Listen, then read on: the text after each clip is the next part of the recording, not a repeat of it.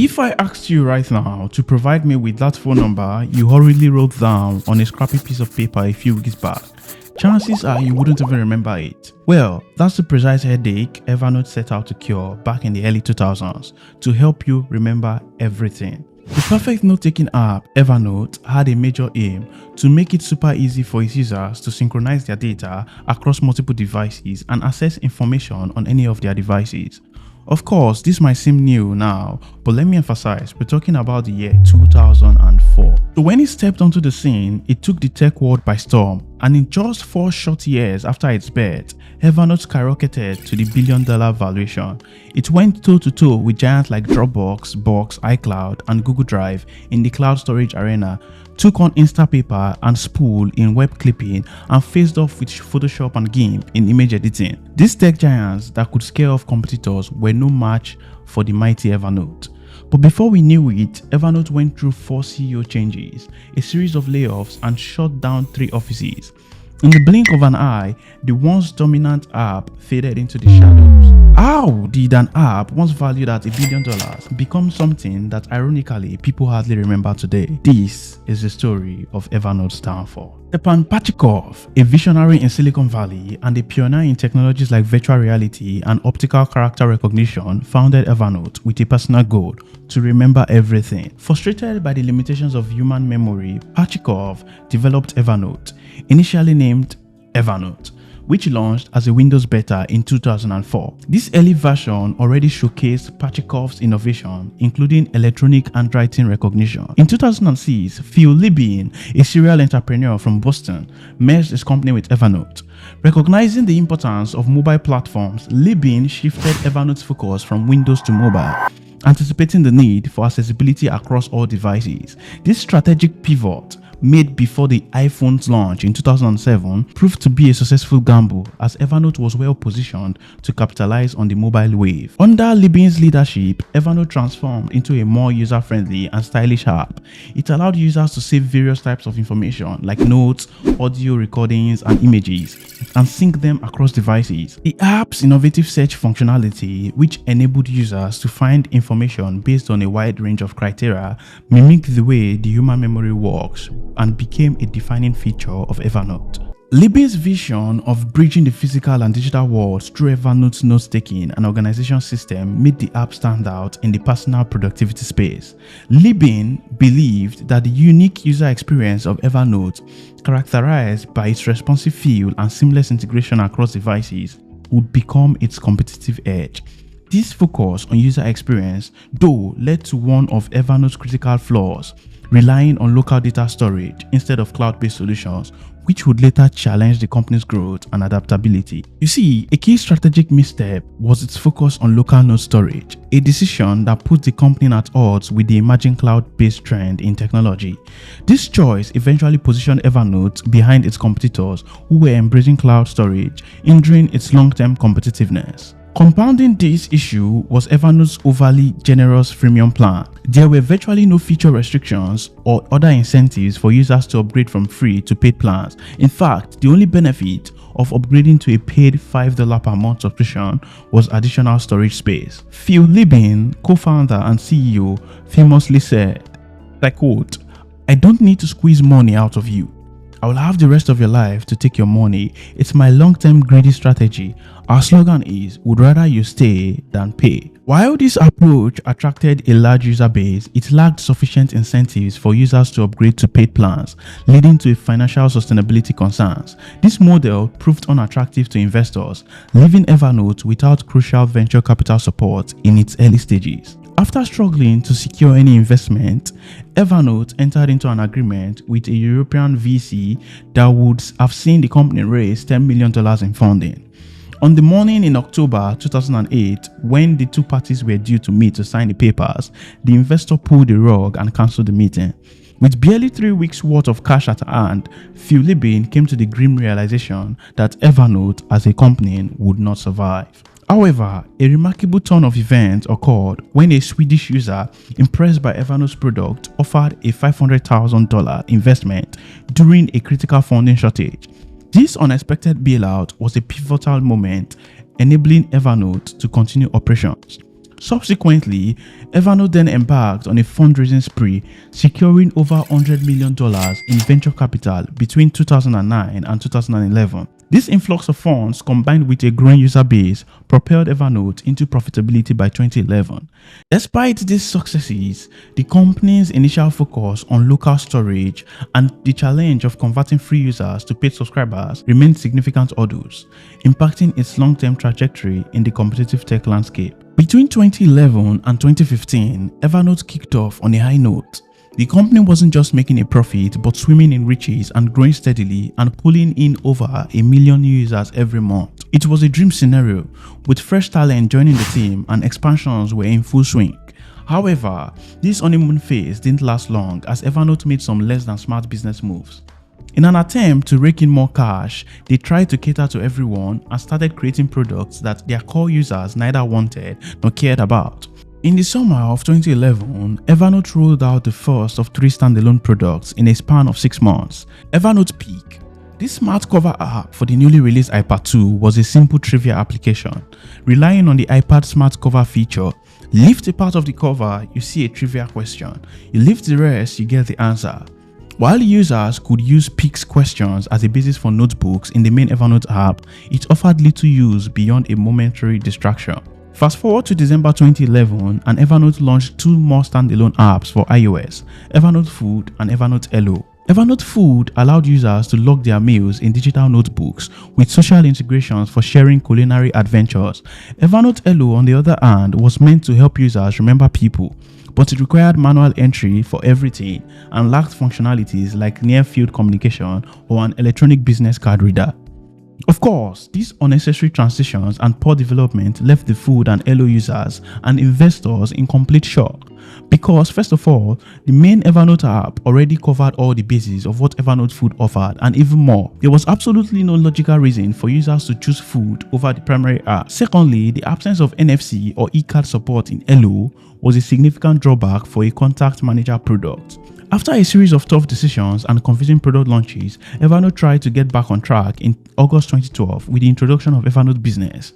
At that time, the Evernote app was riding even higher in popularity, with about 230 employees globally, a tripled developer count working on Evernote's API, and a user base that has skyrocketed from 12 million to over 38 million in just 1 year. With nearly $100 million in venture funding, they felt the pressure to diversify revenue streams and aggressively pursue business users. The launch of Evernote Business allowed professionals to seamlessly link their business and personal accounts, encouraging them to use Evernote at work, similar to how Slack had succeeded in the early days. As an extra perk, users connecting their personal and business accounts saw their basic freemium accounts upgraded to Evernote Premium. In November 2012, the push to attract business users became stronger when Evernote secured an additional $85 million in a secondary market round led by British venture fund M8 Capital. This brought Evernote's total venture funding to over $250 million with a valuation hitting $2 billion.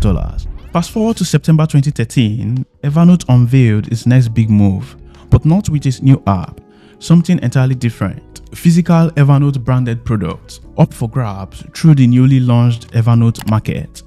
In just a few years, Evernote had become profitable, amassed millions of dollars, and was growing rapidly. But here's the twist. The Evernote Market ended up burning through a significant chunk of the company's brand reputation for very little gain. It was all really confusing. Users didn't want Evernote branded tablets, styluses, or Moleskine notebooks or backpacks. They wanted a reliable organizational and productivity tool. To make matters worse, the decision to sell branded products through Evernote Market coincided with the 2013 version of Evernote being widely seen as the buggiest and most unreliable release up to that point. Instead of tackling the software issues users cared about, Evernote started selling branded backpacks, not exactly what users had in mind when they signed up. Now I know you're as eager to get to the bottom of all this as I am, but before I give the full details, make sure to hit that subscribe button and turn on your post notifications to be first in line for the latest video. All set? Okay, cool, let's dive in. So, Evernote found itself in a pickle, a product market fit pickle to be precise. In a 2019 survey, they had scored a measly 23% on product market fit. Daily use, which you would expect to be their ace card since it's an app for jotting down notes, only clocked in at a bit about 21%. Monthly use took the spotlight in responses. It was clear that there was a mismatch between the value they aimed to bring and what users were actually experiencing. Evernote Market wasn't just a warning sign that the company, and even Phil Libin himself, was losing its way. It signaled that they had drifted away from Pachikov's vision for Evernote as something more profound than just a place to sell branded products. Both Pachikov and Libin dreamt of creating a 100-year company, but the Evernote Market felt more like a hasty money move rather than a step towards Pachikov's big vision of Evernote as an extension of the human mind. Pachikov's vision was ambitious and revolutionary, while the Evernote Market seemed more like a profit-focused affair. Things took a nosedive in 2014 when Evernote, despite being popular, began to gain a bad rep. Rumors spread that the product had become glitchy and unreliable. Much of the criticism bubbled up from complaints on official forums and consistent rants on social media, reaching a peak when a blog post by former TechCrunch writer Jason Kincaid, titled Evernote, the bug-ridden elephant, went viral. In October 2014, Evernote launched WorkChat, a messaging client intended to complement its business plans. However, it was a case of too little too late. Evernote had already missed the chance to jump on team-based collaboration.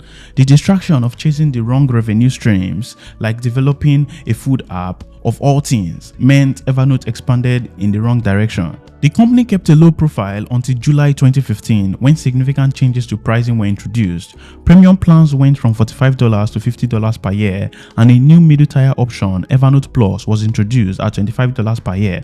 Alongside this shift, Libin stepped down as CEO, passing the baton to Chris O'Neill. As a result, Evernote struggles from the disastrous Evernote Market to product instability, and a lack of clear direction took a toll on the company and on Libin. Reports suggested that Libin was really disappointed by Evernote's failure to take advantage of its earlier success and showed little interest in the business side of the company. In the announcement of O'Neill's appointment, Libin admitted he was not passionate. Libin's delay in bringing in a chief operating officer until June 2015 was seen as another sign of leadership problems within the company.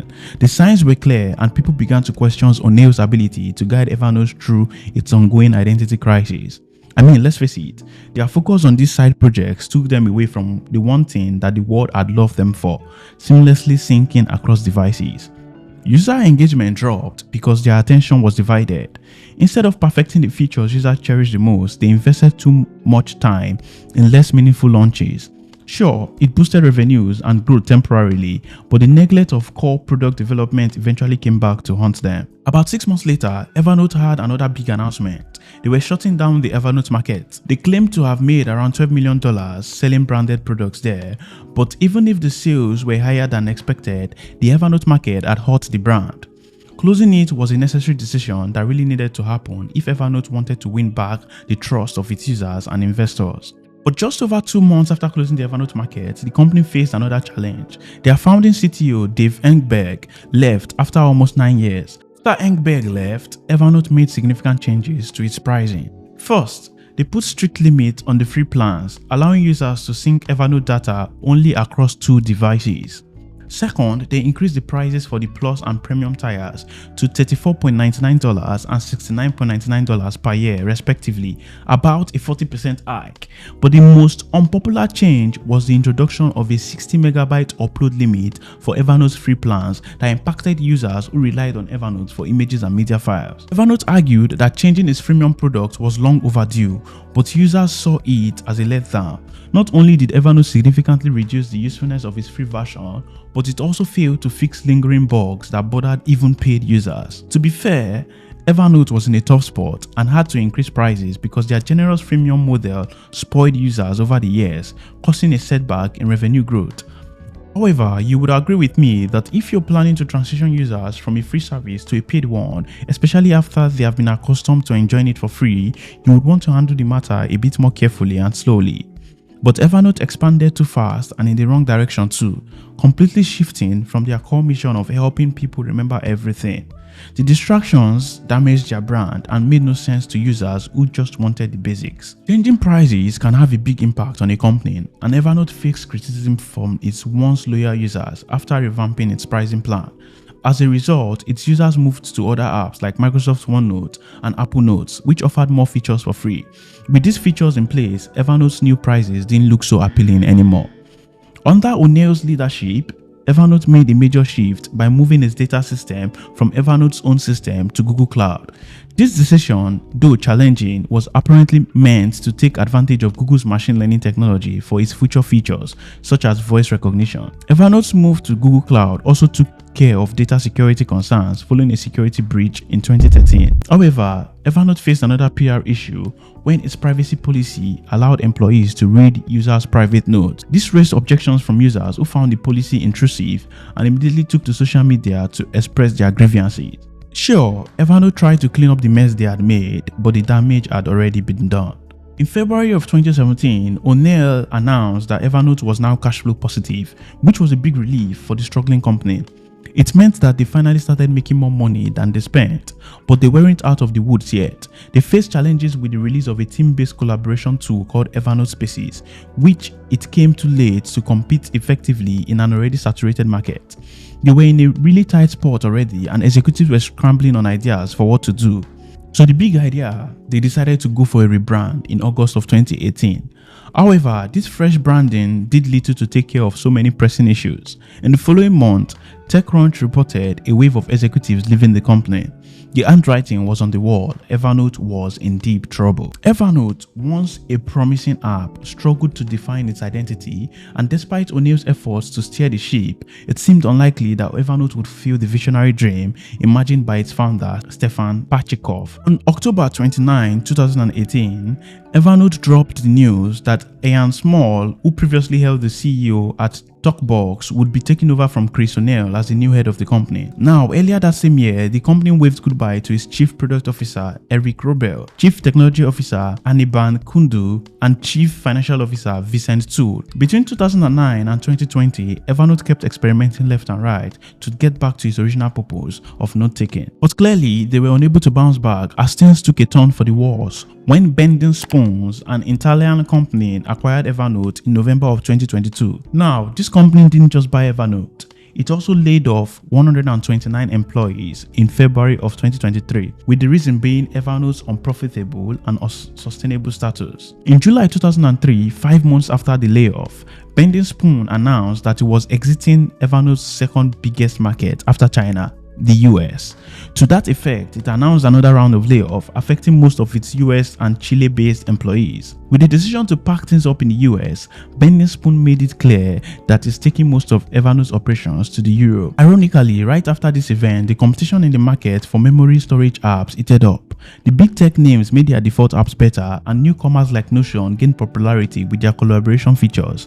Bending Spoons, known for apps like 30-Day Fitness and Remini, acquired Evernote for an undisclosed amount, while Evernote was reportedly racking in $100 million from its 250 million users. It's really hard to tell what the future holds for Evernote under the management of Bending Spoons. But one thing is for sure, the company's ability to stick around for this long is quite commendable, considering industry changes. There are still millions of users who entrust their data to Evernote, and this provides hope that they may be able to secure a smooth transition, or if needed, assist users in exporting their data if future headlines hint at more changes. But do you think Evernote will make a comeback? Is there a chance we'll see the once mighty note-taking giant reclaim its dominance?